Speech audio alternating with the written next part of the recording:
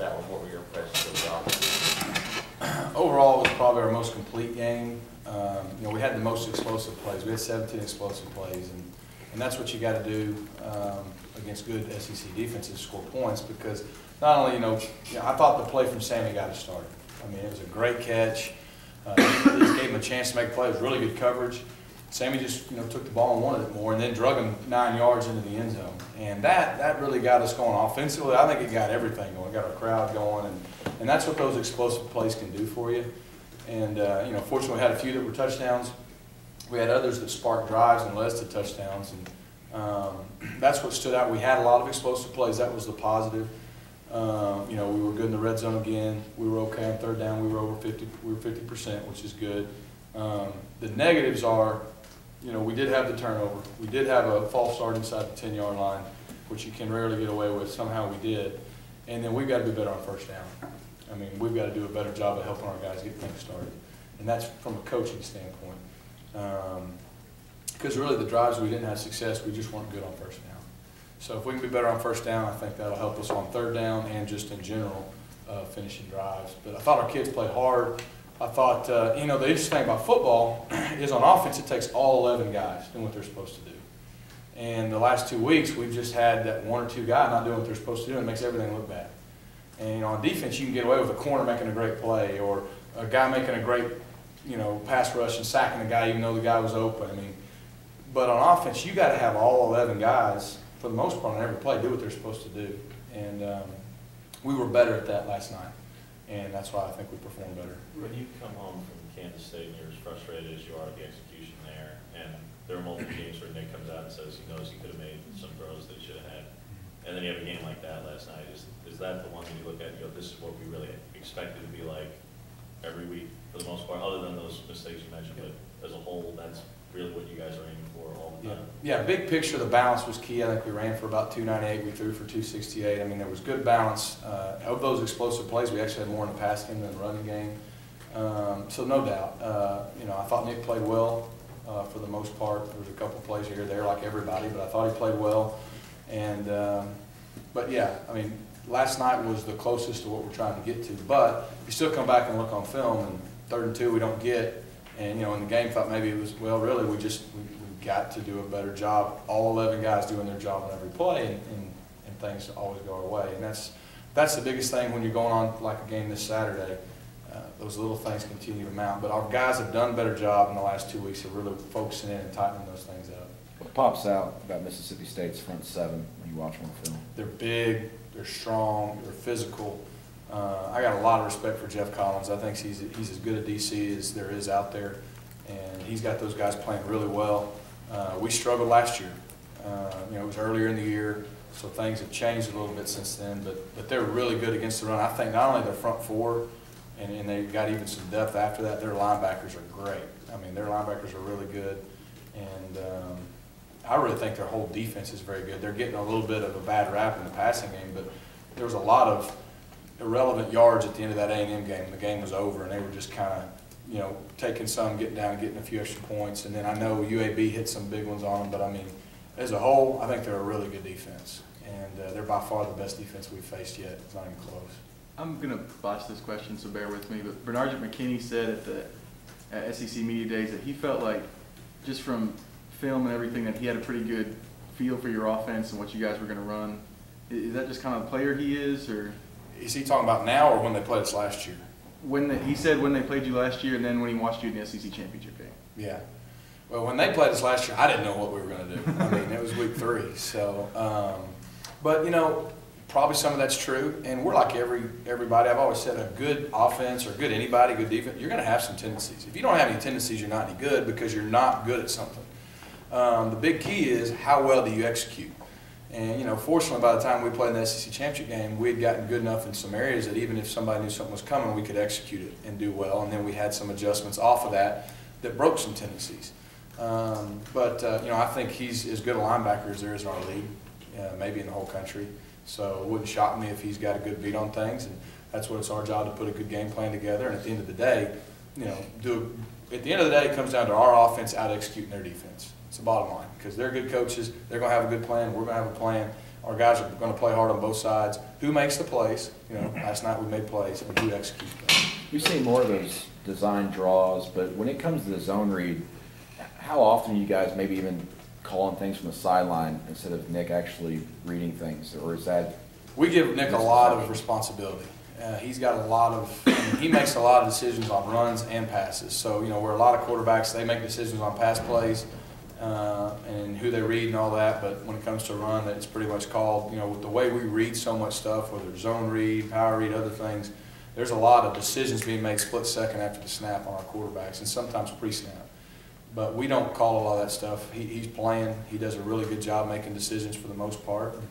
I think that's why he's been such a threat, you know, doing what we're doing, because he just does a really good job and knows when to pull it, give it, do certain things, and we trust him. How much has that trust level just even maybe improved since even in the end of last year, where you, I want to say, let him improv a little bit, but you feel comfortable if something breaks down to allow him to go tuck and run and do something else? You talking about the pass game or the run game? Both. Okay, yeah, you know, probably around Tennessee last year, we really started to feel like he had a really good grasp of the run aspect of things, and we started giving him more then, and really, we've trusted him fully since then. There were times that, you know, he didn't always make the right decision, and sometimes he makes it right when he's wrong, if that makes any sense. But he's gotten better this year at not being greedy, and there's times that maybe he should, like, you know, there's probably some times last night he probably could have pulled it and got 15 yards. Mm-hmm. But it was a little gray. You know, you don't risk any negative plays. Maybe we only got 3. But he's done a good job with that. In the passing game, there's no question this year he's much more comfortable. We have a good bit of confidence in calling what we need to call him on. And if it's not there, he's going to make the most of it. And he's not going to throw into bad situations. If he needs to scramble and ad-lib like he even did a few times last night, he can. I know the big play of Sammy was one. He's making good decisions like that, and as a coach, that you trust him more and more to then call things to give him chances to make plays, knowing that if it's not there, he's going to make you right. And I think that's probably the biggest change from last year to now. Rhett, you've been there, I guess, as a GA to start with, haven't you? Yeah, I've been there twice. Once at Arkansas and once here. The noise, the cowbells in particular, how does that affect the game? They're loud. I mean, they affect the game. No different than a really good home crowd environment, which they have, and I know they've even added some seats and closed it in since the last time I was there. But you know, hey, noise is noise, and when you go on the road in our league, you got to prepare to be able to play without any verbal communication, whether it's 100,000 fans, whether it's cowbells or both. And that'll be a big part of the game. You know, I thought we handled a really loud environment at Kansas State well from that aspect. We're going to have to do the same again. I mean, that's part of the home field advantage. They got the crowd on their side, and so our guys got to be that much more focused. We can't have penalties in crucial moments. We got to communicate well because all 11 guys got to be on the same page. And those cowbells, I mean, hey, they do the trick, but we got to overcome it. Whenever there's one of these matchups of top 5 teams, there's always a lot of talk on the outside about teams who've been there before and perceived advantage that there is. Yeah. Having been in the Iron Bowl, and the SEC Championship, and the championship game, Kansas State, those spots already with a lot of players on this team.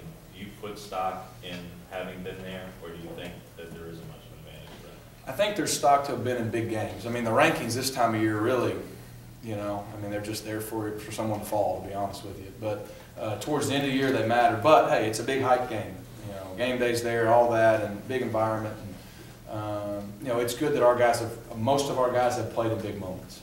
But at the same time, you know, shoot, in the last 2 weeks, they played in 2 pretty big moments and done really well with it. So their confidence is at an all-time high as well. But one thing I do feel good about knowing that our guys, whether we're playing good or whether it's a struggle or whether we're not playing well, they're going to play 4 quarters and they're going to believe and find a way to win. That's the mentality they have. And, you know, they've proven a lot of times they find a way to do that. So our guys have great confidence in that, and so do our coaches. I know you're not watching, but do you see some Cam Newton? Do you see some Cam Newton in Dak Prescott and the things he does? You know, I haven't watched Dak enough to compare him to Cam. I do think he's a great player. He's a great leader. He runs the ball well. He throws the ball well. That team believes in him. You know, I remember watching the Ole Miss game last year.